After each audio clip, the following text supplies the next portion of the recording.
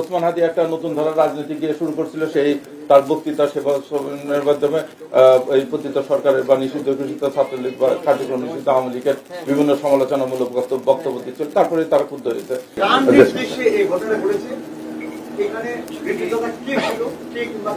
আমরা তো বলেছি যে একজন ওয়ার্ড কমিশনারের ইয়ে ছিল, এটা আমরা ইয়ে করে গিয়েছি, তার সংশ্লিষ্টতা আছে তাজুল ইসলাম বাপ্পি। উনি যে দাবি করেছে সে দুবাই আছে, আপনারা একটা ফরেনসিক করেছেন, ওর ওই যেটা ভিডিও বার্তা সেটা কি সঠিক বার্তা? ফরেনসিক সঠিক বার্তা এখনো রেজাল্ট আসেনি, রেজাল্ট এখনো পাইনি, তবে আমরা মোটামুটি নিশ্চিত হয়েছি যে প্রাথমিকভাবে যেটা জানা গেছে যে ওই তারাও ভিডিও বার্তাটা ঠিক আছে, কিন্তু অবস্থানটা ইয়েতে না।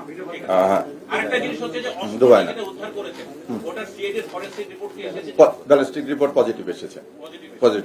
ওটা পজিটিভ এসেছে, যে সমস্ত ভিডিও ফুটেজ হয়েছে ওটা যে অরিজিনাল ইয়ের ছবি, এটাও পজিটিভ হয়েছে। এই রিপোর্টগুলো আমরা হাতে পাওয়ার পরে আমরা চাচ্ছি।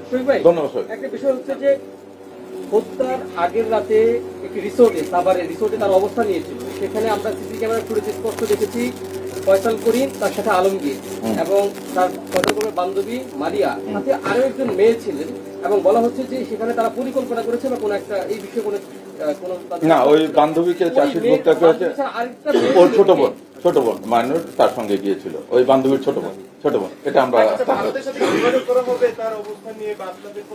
এটা আদালতে গিয়েছে, বিচার কার্য শুরু হলে পরবর্তী কার্যক্রম অবশ্যই গ্রহণ করা হবে।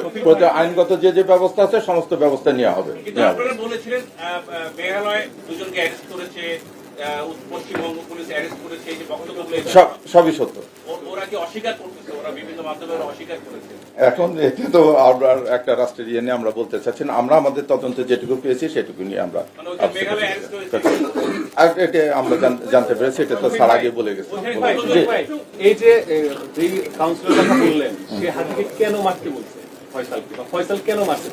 বললাম তো যে না রাজনীতি কি আছে বলছি না, রাজনৈতিক দ্বন্দ্বটা আছে।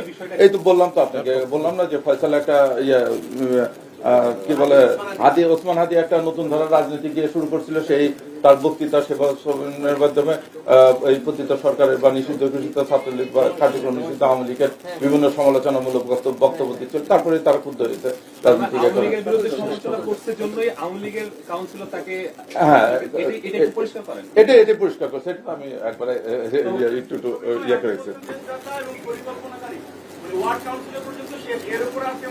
না, এখন পর্যন্ত এটা পেয়েছি, এরপর পরে যদি পাওয়া হয় আমি বলেছি আপনাদেরকে যে যদি আসামি অ্যারেস্ট বা আসামি নিয়ে আসার পর বা যে কোনো তথ্য প্রমাণ পেলে এটা পরিপূরক অভিযোগপত্র দাখিলের ইয়ে আছে, আমরা এটা করব।